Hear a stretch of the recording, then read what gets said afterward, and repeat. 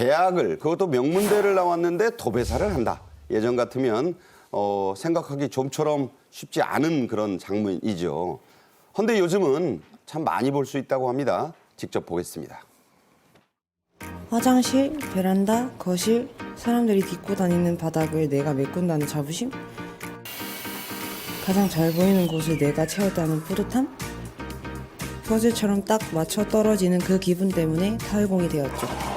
학원에서 열심히 하다 보니까 선생님이 좀 좋게 봐주셔가지고 학원 선배 현장에서부터 타일을 시작하게 되었습니다. 재밌게 즐겁게 일할 수 있는 팀을 꾸리는 게 저희 첫 번째 목표이거든요.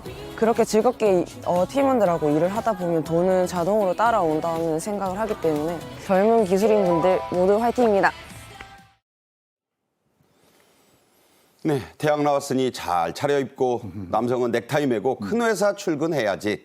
아, 이거 정말 옛 얘기가 됐어요. 그렇습니다. 화이트보다 블루입니다. 블루 컬러죠.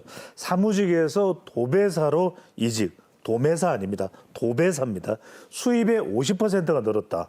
그러니까 이제는 어떤 일이든 귀하게 생각하고 더 수익이 많다는 것이거든요. 저 블루로 표시를 했어요. 그렇습니다. 긍정적, 중립 이렇게 블루 컬러가 긍정적이라는 의견이 매우 높아진 것이죠. 50% 넘네요. 그렇습니다. 연세대 졸업한 녀석 앞서 화면 보셨죠. 사무직 2년 만에 도배사, 우리 그 벽에 도배하는 그 도배사로 전직을 했는데 전문 일꾼이 된 거죠. SNS로 수주하는 7년차 팀장급 도배사.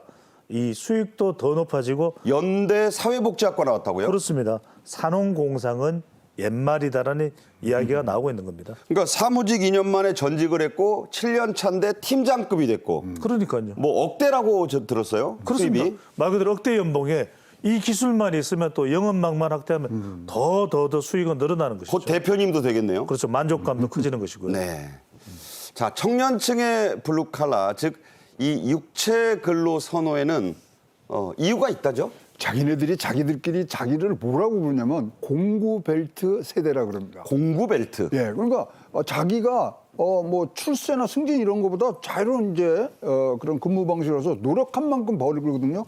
그러니까 조직 스트레스 없죠. 워라밸이 되는 거죠. 그다음에 육체 노동 자체에 매력이 있습니다. 왜냐하면 지금은 저출산으로 해서 노동력이 품귀가 되기 때문에 굉장히 많은 부분들이 나오고 특히 이제 우리가 많은 경제 위기를 했는데 경제 위기에도 기술과 안정성을 갖추면은 자기의 직장에 대한 불안감이 하나도 없어졌거든요. 네. 거기다가 지금 제일 지금 좋아진 거는 3개월 창립 후 3개월 내에 초기 자본금이 다 회수가 된답니다.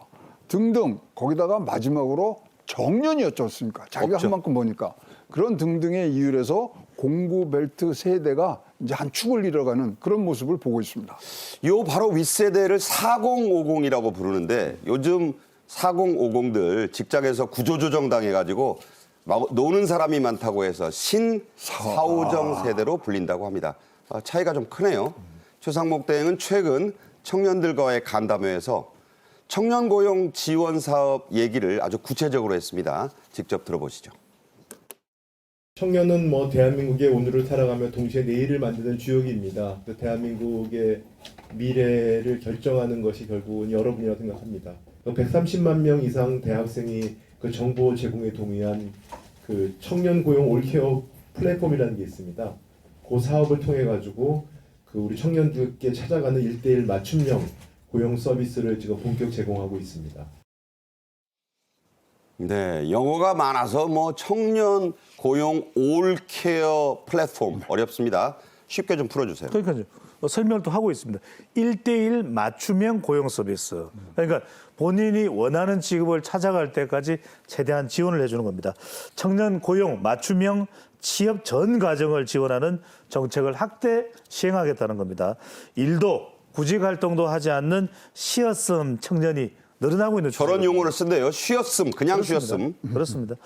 대학 졸업 또 2년 내에 미취업 청년을 대상으로 이제 올해부터 확대가 되는 겁니다. 원래는 그랬는데 이제 저 대상을 늘린다는 거죠. 그렇습니다. 졸업 예정 또 유예자 또 직업 계고 바꾸려고 하는 또 직업계 고등학교. 그렇죠. 직업계 고등학교입니다. 또 대학교 대학원. 대학원 졸업생들 1만여 명을 대상으로 하는 것인데 직업 훈련부터 이제 매칭까지 스스로 또 기획할 수 있는 그런 또 프로그램이 제공되는 것인데 121개 학교에 5만여 명까지 이런 프로그램이 제공이 될 예정입니다. 그러니까 누가 지시하는 게 아니고 셀프로 기획해서 자기 계획을 짠다는 겁니다. 여기가 이제 포인트가 되는 거죠. 청년들의 사회 조기 진출을 위한 정책들도 많이 나왔네요. 지금 올케어라는 게 뭐냐면 일자리, 교육, 그다음에 자산, 주거 네 가지에 대해서 지금 사회 이 조기 진출하는 데 있어서의 정책들을 지금 내놓은 거 있죠.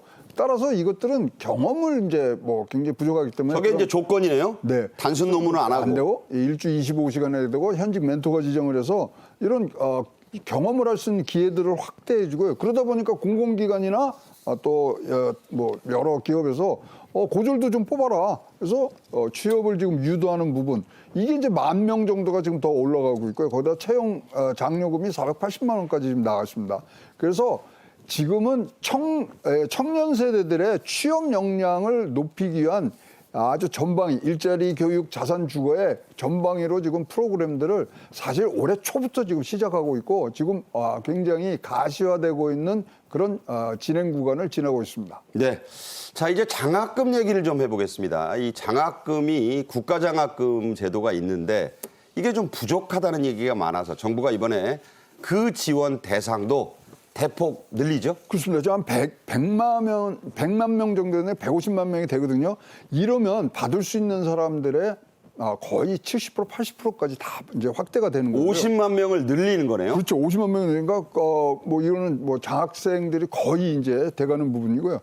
지금 뭐 근로 장학금 수에 이제 아르바이트를 조금 하면서 학교 내에서 하면서 하는 근로 장학도도 14만 명에서 20만 명으로 6만 명 늘리고. 네. 그리고 그다음에 지금 연합 기숙사 요새 뭐 굉장히 지금 뭐 예. 하숙비 자취 너무 비싸요. 없어요. 비싸니까 네. 그런 것들 해서 사숙을 져갖고 거기에 같이 공동으로 생활하면서 생활비도 줄일 수 있는 그래서 전방위적으로 올케어 플랫폼이라는 이름이 무색하지 않을 정도로 전방위로 지금 도와주고 있는 상황 그런 정책들이 진행되고 있습니다. 자, 이 연합기숙사 서울에 3곳, 인천에 1곳. 네. 근데 좀 더 늘려야 되지 않을까요? 늘려야 되고요. 특히 좀 기업에서도 자기네 사숙들을 각 학교 앞에 좀 줘주면 굉장히 도움이 될 것 같은 부분들이 있고요. 지금 뭐 지방에 있는 그런 지방자치단체에서 자기네들 고향 출신들이 서울에서 대학 다니는 것들을 이렇게 도와주는 사숙들이 많습니다만은 이제 기업들이 나설 때라고 생각을 합니다. 네.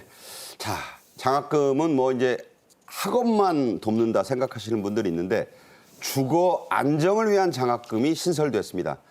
이거 지방 학생들, 자취생들에게 큰 도움이 되겠네요. 그래서 상당히 큰 도움이 됩니다. 사실은 학생들이 제일 큰 부담되는 게 거주비 부담이거든요. 근데 이것이 이제 앞으로 이제 장학금으로 지급이 됩니다. 이른바 주거안정 장학금입니다.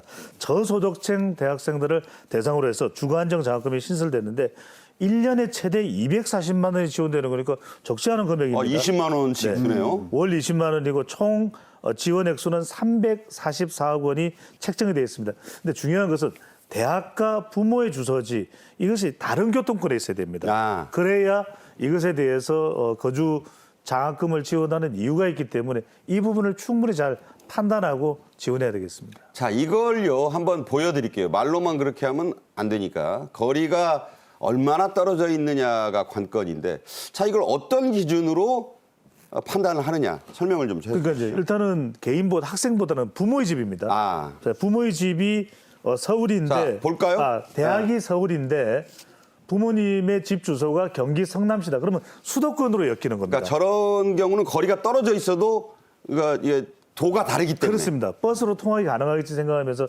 대중교통으로 그러면서 이것은 지원이 안 됩니다. 다만 이제 대학은 대전인데 부모님의 주소가 서울이면 수도권과 대전 충청권으로 달라지게 됩니다. 이렇게 되면 지원을 받을 수가 있습니다. 자, 그렇다면 이게 이제 거리는 또 반대일 수가 있어요. 지역은 예를 들어 인천이라면 제 생각에 그런 경우나 이게 이제 기준이 모호할 수 있는데 이 거리별로 하는 건 어떨까요? 저도 이것도 좀 생각을 해야 될 것, 판단해야 될 것 같아요. 왜냐하면 실제로 사실 통학 자체가 매일매일 어려울 수 있는 지역이거든요. 이 부분도 좀 포함해서 보완된 정책을 좀 시행할 필요가 있을 것으로 보입니다. 네, 정책은 디테일이 중요합니다.